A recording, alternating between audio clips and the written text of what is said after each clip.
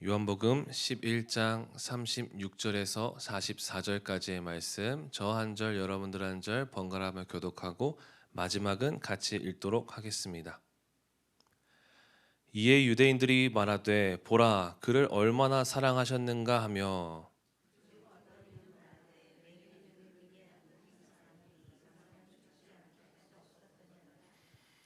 이에 예수께서 다시 속으로 비통히 여기시며 무덤에 가시니 무덤이 굴이라 돌로 막았거늘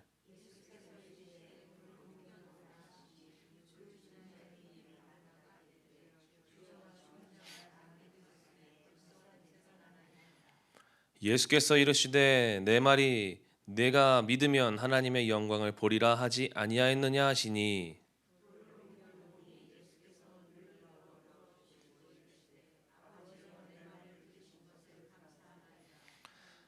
항상 내 말을 들으신 줄을 내가 알았나이다. 그러나 이 말씀 하옵는 것은 둘러선 무리를 위함이니 곧 아버지께서 나를 보내신 것을 그들로 믿게 하려 함이니이다. 함께 읽겠습니다. 죽은 자가 수족을 배로 동인 채로 나오는데 그 얼굴은 수건에 쌓였더라. 예수께서 이르시되 풀어 놓아 다니게 하라 하시니라. 아멘. 오늘도 아침 일찍 주님 앞에 나와 예배하는 모든 분들을 진심으로 환영하고 축복합니다. 오늘은 요한복음 11장 36절에서 44절까지의 말씀을 가지고 현실 앞에 흔들릴 때라는 제목으로 함께 말씀을 나누려고 합니다.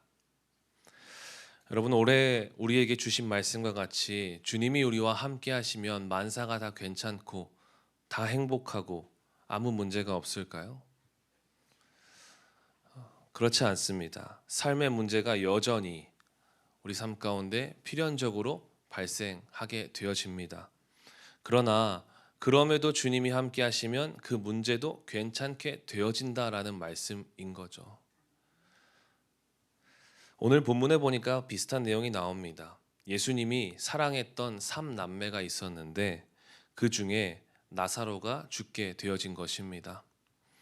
예수님께서 사랑하시는 남매라면 예수님이 대단하신 분이니까 특혜를 줘야 되지 않을까라고 생각이 듭니다. 그런데 그 어떤 특혜도 없습니다. 아프다는 소식이 있었음에도 고치지 않으시고 죽음을 보게 하셨습니다. 이처럼 예수님께서 함께 하시는 가정에도 문제가 생기기 마련입니다. 예수님과 친하다고 해서 꽃길만 걷는 것은 아닙니다. 예수님이 사랑하시는 3남매 중 나사로는 죽고 남은 2명 마르다와 마리아는 슬픔에 빠지게 되어집니다. 주님이 우리와 함께 하십니다라고 고백하지만 막상 죽을 것 같은 현실 앞에 우리의 믿음이 흔들릴 때가 있다라는 것입니다. 그럴 때 우리는 어떻게 해야 될까? 본문을 통해 우리에게 깨닫게 해주시는 그 은혜를 함께 살펴보겠습니다. 마르다는 예수님을 먼저 만나고 무덤에 오기 직전까지 주님이 하실 일들에 대해서 확실히 믿었습니다. 그런데 나사로의 죽음 앞에 돌문 앞에 섰을 때 지금 마르다는 어떻게 반응합니까? 39절 말씀에 보니까 주여 죽은 지가 나흘이 되었습니다. 벌써 냄새가 납니다. 무슨 돌문을 여십니까? 분명 직전까지 무덤에 오기 직전까지 뭐라고 고백했죠? 마르다는 22절 말씀에 보니까 주께서 무엇이든지 하나님께서 구하시는 것을 하나님이 주실 줄을 압니다. 27절에 주는 그리스도시요 세상에 오시는 하나님의 아들이신 줄 내가 믿습니다. 믿음의 고백들을 지금 마르다가 계속 했음에도 불구하고 정작 돌문 앞에 섰을 때 그런 현실 앞에 섰을 때 그의 믿음이 흔들리는 것을 우리가 보게 되어진다라는 것이죠. 마르다는 주님께 구하면 얻게 될 줄 믿었습니다. 예수님이 그리스도이심을 믿었습니다. 그러나 믿는다고 했지만 정작 돌문 앞에서 현실 앞에서 그렇게 서게 되니까 머뭇거리고 있다라는 것이죠. 이처럼 우리 삶의 현실이 우리를 힘들게 우리의 믿음을 흔들리게 할 때가 있다라는 것입니다. 심지어 옆에 있는 사람이 우리의 마음을 흔들 때도 마음을 무너뜨릴 때도 있다라는 겁니다. 37절 말씀에 보니까 맹인의 눈을 뜨게 한 이 사람이 그 사람은 죽지 않게 할 수 없었더냐. 이 말씀이 뭐냐면 어떤 사람이 예수님의 능력에 대해서, 예수님 자체에 대해서 비꼬는 내용입니다. 아니, 맹인도 고쳐줬으면 죽지 않게 이 나사로도 고쳐주던지 왜 죽게 냅뒀냐, 이렇게 예수님을 지금 비난하고 있는 것입니다. 여러분, 예수님께서 안 그래도 사랑하는 사람들이 지금 눈물을 흘리고 있는 모습을 보고 마음 아파하고 있습니다. 그런데 거기에 기름을 끼얹는 것이죠. 그러나 예수님께서는 그런 현실에 흔들리지 않습니다. 예수님도 똑같이 슬퍼했습니다. 예수님도 그러한 인간의 모습을 가지고 있기 때문에 똑같이 슬퍼하고 똑같이 아파했습니다. 그러나 현실 앞에 흔들리지 않았다라는 겁니다. 이러한 사람들의 소리에 조금도 흔들리지 않고 현실 앞에 두려워하고 있는, 흔들리고 있는 마리아와 마르다에게 기적을 베푸십니다.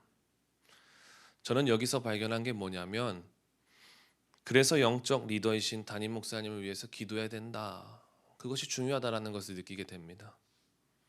목사님께서 현실 앞에 좌절하거나 흔들리지 않도록 우리가 기도해야 된다라는 것이죠. 영적 리더가 흔들리지 않아야 주님의 일하심에 쓰임받게 되는 것입니다. 그러면 흔들리지 않고 어떻게 기적을 경험할 수 있을까? 어떻게 하면 죽었던 자가 살아나는 놀라운 일들을 우리가 경험할 수 있게 될까? 우리 주님께서 친히 우리에게 가르쳐 주십니다. 41절 말씀에 보니까 아버지여 내 말을 들으신 것을 감사하나이다. 지금 나사로가 살아난 것이 아닙니다. 돌을만 옮겨놨습니다. 아무런 일이 일어나지 않았는데 주님은 하나님께서 듣고 일하실 것에 대해서 미리 감사했습니다. 우리 주님은 미리 감사하셨다라는 것이죠. 여러분, 현실의 문제 앞에 흔들릴 때 미리 감사하시길 바랍니다. 자주 듣는 표현으로 뒷북 감사하지 말고 앞북 감사해서 정말 하나님이 하시는 놀라운 일들을 경험하는 저와 여러분 모두가 되길 소망합니다. 그렇다면 무엇에 감사해야 될까? 42절 말씀에 나와 있죠. 항상 내 말을 들으시는 줄을 내가 알았나이다. 끝에 아버지께서 나를 보내신 것을 그들로 믿게 하려 함이니이다. 하나님께서 나의 기도를 들어주신다라는 것에 감사해야 된다는 것입니다. 또한 하나님의 영광을 위해 하나님이 하실 것이라는 이 믿음의 확신을 갖고 감사할 수 있어야 된다라는 것입니다. 주님께서 하실 것이라는 믿음의 확신을 갖고 미리 감사할 때 주님께서 죽음을 생명으로, 죽음을 부활로 옮기시고 우리에게 경험시켜 주실 줄 믿습니다. 우리가 생각하기엔 그래도 하나님 너무 하시네요. 나 힘들 때 좀 같이 있어주고 옆에서 토닥여주면 안 돼요? 나 그냥 죽게 냅두고 그러지 않았으면 좋겠어요 라고 말할 수 있습니다. 도대체 왜 현실 앞에서는 주님이 그렇게 해주지 않을까? 오늘 본문 위쪽에 15절 읽진 않았지만 너희를 위하여 기뻐하노니 이는 너희로 믿게 하려 함이라. 나사로가 죽기 직전에 예수님께서 극적으로 오셔서 고쳤으면 다들 놀라긴 할 겁니다. 어떻게 죽을 사람을 고쳤어? 그러나 적당히 와, 또 고치셨네. 맹인도 눈뜨게 하셨으니까 대단하시네. 이러고 말았을 겁니다. 그런데 고친 것과 살아나는 것은 엄청난 차이가 있는 것입니다. 아픈 사람을 고치는 것, 죽을 병에서 고치는 것 대단한 일입니다. 그러나 그것보다 더 대단한 것은 죽은 사람을 살리는 것, 엄청나게 대단한 것이죠. 죽음을 지나 부활을 경험할 때 더 많은 사람들이 믿음으로 나오게 될 것이다라는 것이죠. 그래서 죄 없으신 예수님께서 죽으시고 부활하신 것입니다. 예수님께서 나사로를 통해 사람들에게 미리 알려주신 겁니다. 현실 앞에, 죽음 앞에 믿음이 흔들리고 마음이 무너질 때 기억하십시오. 주님이 하실 일을 미리 감사하십시오.